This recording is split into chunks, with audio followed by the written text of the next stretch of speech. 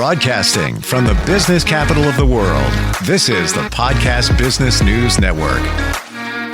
Hey, this is for anybody who is a caregiver, and there are many, especially as our parents age, and a lot of us are staying healthier longer, but at some point you may be giving care, all different ways. So if it's you or maybe somebody you know, there is a modality that can help support you in terms of the stress, in terms of just the scheduling, the craziness that goes into being a caregiver. It's like having another full-time job. That modality is Reiki, i.e. energy healing. I never even thought of it for caregiving. And I love Reiki. It's fantastic. It gives you clarity, makes you feel so much better. We're going to learn about that today. She is a Reiki practitioner. Linzi Schreiner, P.L.Y. Healing, is back with us. How are you doing today? Hey, I'm good. Thanks for having me back. Good to have you back here. And this thing is huge. In the caregiving arena, half the people I know are caring for somebody in their lives right now. And it could be temporary, like somebody I'm close to is helping support her father who had knee replacement surgery. Then a year later, that turned into an infection. And then he had to have it over again, and now he couldn't walk. And then her mother has some mobility issues, so now the pressure's all on her. Never thought about how Reiki can help somebody out. What are some of the benefits? And some of this could be basic in terms of Reiki, but applying it toward caregiving. What are some of the benefits? Yeah. So first, I think what you're describing is how caregiving can have a snowball effect. Maybe it starts off with one single person, one single situation, as you were just describing, and then it takes a turn that we don't expect. And I think most of us end up in a caregiving situation under circumstances similar to that, where it kind of happens to you, or we feel that it happens to us. We may not always be prepared. And even if you are completely prepared to be a caregiver, you don't know the emotional toll it's going to have on you until you are in that situation. And the level of overwhelm we reach as caregivers, it's very different than someone that is not caregiving, simply because once you hit that point of, I'm on the edge, you look around and there's not a lot of hope or help for the caregiver to receive the care needed because of the responsibility of taking care of someone else. I can relate to that very much. And the benefits of Reiki as a caregiver is that it's going to help you replenish yourself. Now, here's the hump we have to get over, is that it does take the time to do a Reiki session, which can be a limitation for those that are, around the clock caregiving. So finding that time can be challenging, but I think you don't have to go someplace. You can do it from your home. You can do it over the phone. You don't even have to be on the call or on the phone or on a video with the practitioner. If you trust them, you have to have some trust there. But you can just say, hey, I need to receive Reiki at this time. I'll be able to lie down and sleep. And your practitioner can send you that Reiki through distance at that time so that you can receive when you're able to. And it could very well be 10 o'clock at night when you're ready to go to bed. There's ways to send Reiki to happen at a specific time for somebody. And so the flexibility to get this type of self-care is available through Reiki. And so that's number one hump, is that you have to find the time to do it. And so I think there's more flexibility there than maybe you would think. 1,000,000,000%. And most of the Reiki I've ever had was virtual. And what was required of me? This is it. Nothing. Yeah. Sit. Nothing. Relax. That's all, that's sitting all. and relaxing. It's it. Yeah. Well, and then we go, oh my gosh, but my brain doesn't turn off when I lay down. Reiki will help with that, because what Reiki does is it helps bring you into a balanced state. As caregivers, we get stuck in that fight or flight response, and it's very, very challenging to get back into the rest and digest state where you can relax, where your mind does begin to calm down. You have to feel safe and secure in your body in order to rest and heal. So first, Reiki would work with that within you to help you come into a grounded state so that you are rooted, and you feel safe and secure in your body. And sometimes if you're super sleep deprived, it'll just help. It'll conk you out. It'll make you go to sleep, and you'll kind of wake up just feeling super refreshed because you're balanced and your system goes from fight or flight into rest or digest, which just brings you from super overwhelmed to calm and relaxed, where your situation doesn't change, but your perspective can shift. Because I know that I make some pretty poor decisions when I'm in fight or flight. I make knee-jerk reaction decisions. I'm a little bit more snippy. I might be emotional. When you're in a rest and digest state, you can handle the situations that arise from being a caretaker in a much more grounded, balanced place, where it doesn't take as much of an emotional toll on you, but it also gives you perspective that's more grounded, well-rounded, because you're able to see, hear, and speak more clearly. It is so amazing how that works. And I've had Reiki on a Sunday, then come Monday, I had clarity on a personal situation. I just woke up. I'm like, wow, did I get extra sleep last night? No. What? Oh, I had Reiki yesterday. Wow. Now I can dig into the situation and feel like I'm very much connected to it, make decisions, as opposed to, like you said, squirrel brain, where I can't even think now. Here come the kids again, blah, blah, blah, blah. And then you can't process, when you're in that state, when your energy really is kind of wonky at that moment. When your energy is wonky and you're depleted, you have your energy tank is empty. And when it's running on fumes, I mean, none of us can function, right? We got to give ourselves a little bit of permission and compassion for ourselves. And I think Reiki even helps with that. I think Reiki helps brings things in perspective, because if you're not taking care of yourself as a caretaker, you're not taking care of your person as well as you could if you were more rested. I'm not saying Reiki is the end all be all. It just is an aid in coming in there and really helping us find self-love and compassion again, so that we can fill our own cup. And it's just one of the many ways that you can fill your cup to be the best caretaker you can be, because ultimately that's what we want. Reiki is love, caretaking is love, and Reiki can just pour into your cup so that you can spill over into those that you love and take care of them in a way that shines through differently, that comes from such a deep place of love. And when we talk about caregiving, sometimes we get that image of, like I described before, somebody taking care of a parent or those kind of situations. But if you are a parent, you're caregiving. You're giving care to your child. That also fits this category. It does. Or nurses, teachers. Yes. Daycare workers, the post office people. You're taking care of others in your entire day. Doctors, anyone in the medical field, like, please get Reiki. Let's go there. Let's talk about that for a moment. Let's go there? Yeah. Absolutely. Because what's not recognized is that your energy is compromised when you care for people. And here's an example. Know somebody who's a nurse. Haven't seen him in a while, but we were connected, and she would have to take off every third day. Yeah. And I'm like, what's going on? I'm just so I'm beat. I need another day off. And that's not her. Like, she just wants to keep going and helping people. She was an in-home nurse as well. And what was going on there was she was getting so close to her patients. She would see the same patient every day, but the energy and most of these people that we describe are empaths. So we take on the other person's energy, and it's just like a weight around your shoulder, it just drops you down. So you need to clear that at some point, and Reiki can do that, right? Reiki can very much so do that. And I'm kind of sitting back here and reflecting on my client list, and I would say 50% of my client list are nurses, female nurses. Wow.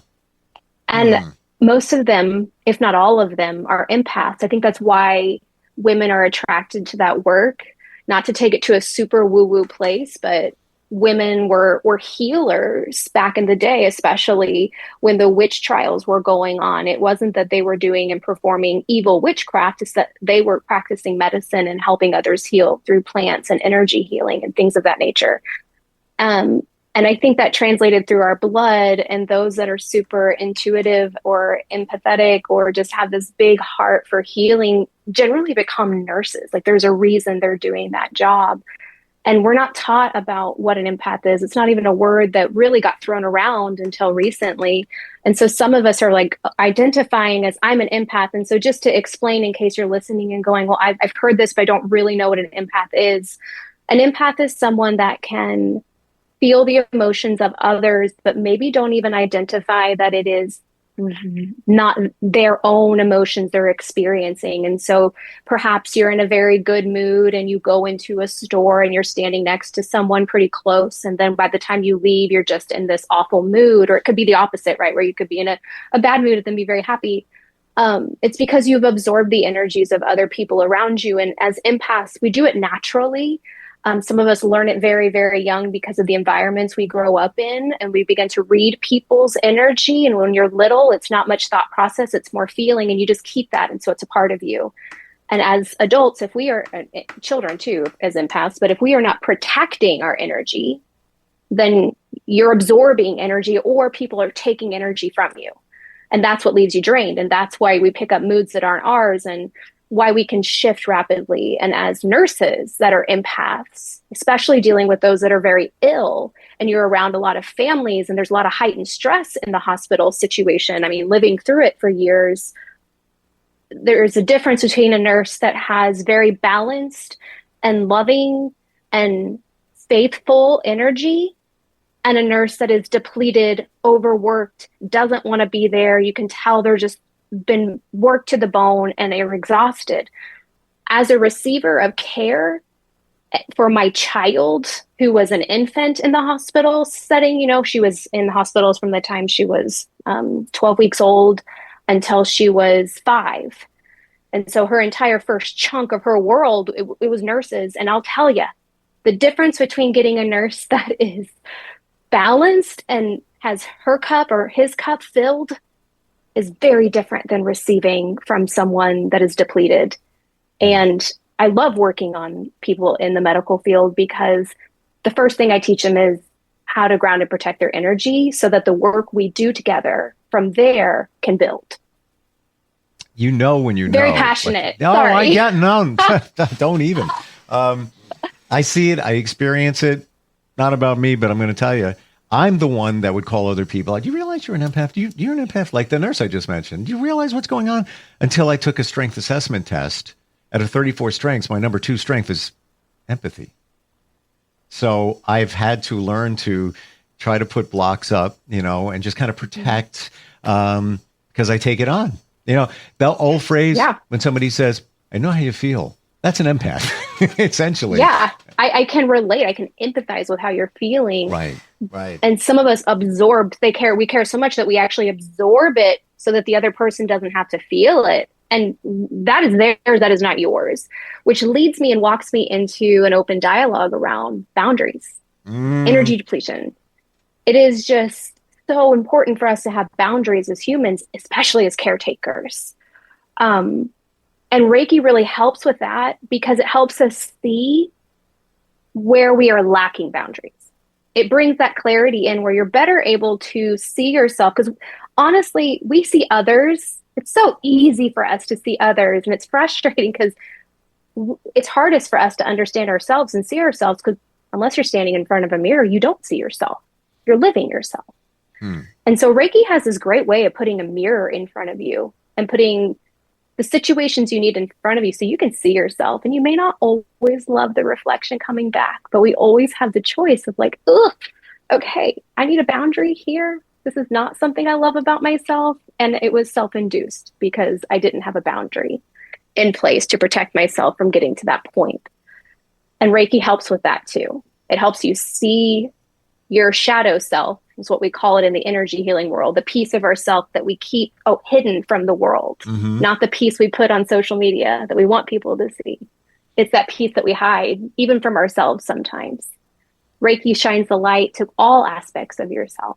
And you have to be willing to see the parts of yourself that you don't love so that you can bring love to them, because all of you needs healing, including the pieces that you keep hidden away. And then we can make our boundaries because we know where our weak spots are. To illustrate that, I'm in a men's group and about a year now. And it's been very impactful. You know, we share things. We also do community stuff. We have a big event coming up this weekend to help the community. Shadow work. We do that. So there was an exercise, 8 men in the room. Each person had to go around the room and look at the others and tell about that person, the good and the bad. And we did it. It was kind of uncomfortable, got to tell you, Yeah, either giving, it is. like you would say something about somebody and it's like, I don't want to hurt them, but we got to be honest here. Went around the room, everybody did it. And then it was revealed the things that you're pointing out in that person, especially the flaws that you feel or the things that they need to work on. Mm-hmm. Exactly right. It's you. You're pointing those. That's you that you're talking about, even though it's 8 other people. It was like an aha moment. Let's talk about that, though, because I just don't think it's talked about enough. Agree. The things we react in other people or that we see in other people that might irk us, the reason you can see them, the reason it irks you is because you have that pattern of behavior too. Yep. At this moment, we're going to take a moment and just think. I'm kidding, but just as go after this podcast, take some time and reflect on that. The people really annoying, that one, and that I can't believe what they do all the time. Just annoying. It's you. Do you have that personality trait too? Yeah. Yeah, it's such a great way. Our world is a mirror for ourselves, basically. The people that you attract into your world, it's because that's the vibration that you're putting out into the world. And so if you want to kind of check in with, I don't know, things that maybe you want to work on, take a look around your closest circle and think about, when you're really close with someone, there's always going to be something about them that irks you, right? Because we're human. I would hope, maybe I'm the only one. But take a look at your closest circle and think through, what about this particular person do I get annoyed with? And then ask yourself, do I do that? Because really your subconscious is reacting to that so that you will look at it and heal it within yourself. Yeah. And do that through any situation that we go through, especially if you're faced with situations that are very similar over and over and over again. The universe loves to give us challenges and tests. And if you keep failing the same test, you're just going to keep getting it over and over and over again until you learn whatever lesson it is that we are being asked to learn. Yeah. It's a hard pill to swallow. It is. And, I have this view of life when somebody, and my mom used to say it all the time, just go with the flow, just go with the flow. I didn't know what that meant until I figured out, or at least I internalized, the flow is the river of life, and you're swimming or at least floating down the river of life in a direction. And that's the direction you should be going in. The universe wants you to go there. Now, you don't want to go there. I don't want to do that. So you grab a log that's there. You grab a rock and you're just holding on to it, or you start swimming the other way.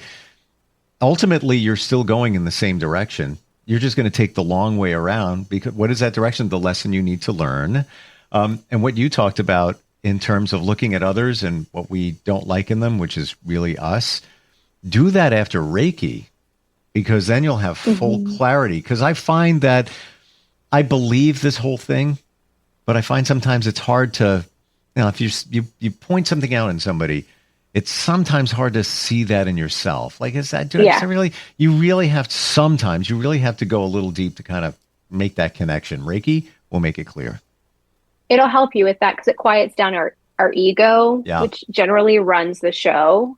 And honestly, it's our ego that's having the reaction to other people, because our ego has a bad rep. It actually is a great thing. It keeps us safe. Yeah. It just sometimes needs its own boundaries to reset things, to feel safe in a different way. Yeah. That word ego it's always viewed as a negative, it is, but it's not at all. It's not, right. No, it's like you need to love your ego because your ego has kept you safe, and it's a huge part of who you are. It's just, we have, just like anything else, right? Like we have unhealthy ego and we have healthy ego. So we want to try to function from a healthy ego place, and Reiki will help bring that ego into a healthful place. But you're right. Shortly after your Reiki session, you're balanced. Your system is balanced. Your energetic system is cleared and balanced. And when that is happening and we are grounded and rooted in our bodies, when we feel safe and secure in our bodies, when we're able to have compassion for ourselves and we're able to speak our truth and we're able to intuit and understand the information we're receiving from our higher source, it all just flows. And it's like, I had the best day and I just flowed through it because you've let some of that worry and that heaviness that comes in from all of that overstimulation and what comes from being unbalanced, the noise is quieter. And so you're able to do your thing and you have faith that it's all going to be okay, that it's taken care of. You feel taken care of after a Reiki session. It's amazing that we don't realize what's going on in our lives. It's not just about caring for others, being a caregiver. We have traumas from our past, from our childhood, energy around us that can get in the way of feeling like you've got your act together. There's a lot going on, but Reiki addresses all of that on an energetic level. It's amazing. And again, you don't have to do anything. That's it. I say this, try it and see how you feel after it. Because every single time I felt lighter, that one time I felt even more clarity. Why? I think it's because I needed to. Like Reiki knew, like, you got stuff going on here, dude. I'm going to clear it up for you so that you can see it better the following day, which I did.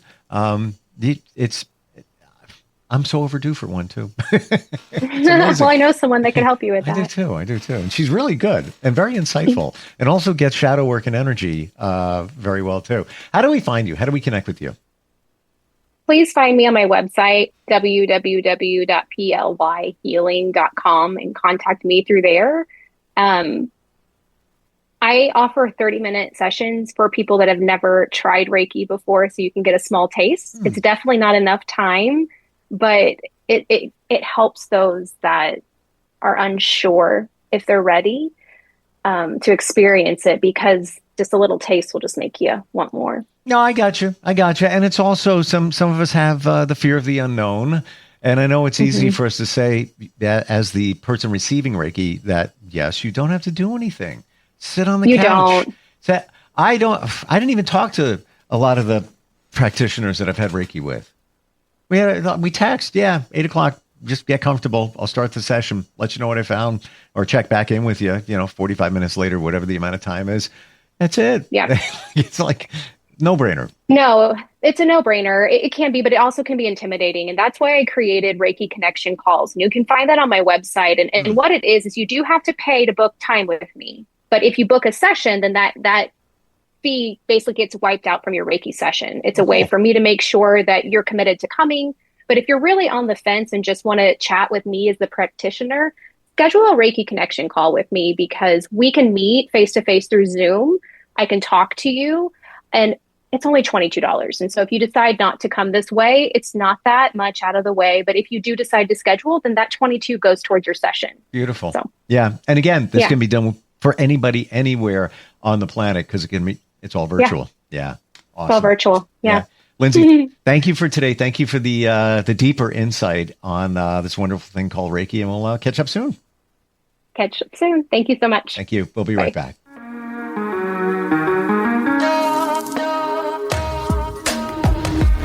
Broadcasting from the business capital of the world, this is the Podcast Business News Network. Adopt US Kids presents Multiple Choice Parenting. Your daughter just had her first breakup. Do you A, put yourself in her shoes? How could he do this to you? And for Sheila, she has split ends. B, console her? Oh, sweetie, this is going to happen a lot. 4, maybe 5 more times before you get married. C, take charge? Got to get this all straightened out. Give a little talking to, man to man, mano a mano. Hey, Steve! It's now a good time? No? Okay, no problem. Bye. Or D, help her find a new boyfriend? I know a great place to meet boys. The internet. Nice, single boys. Never mind. How about some ice cream? As a parent, there are no perfect answers. But you don't have to be perfect to be a perfect parent. Thousands of teens in foster care will love you just the same. For more information on how you can adopt, visit adoptuskids.org. A public service announcement from the U.S. Department of Health and Human Services, Adopt U.S. Kids, and the Ad Council.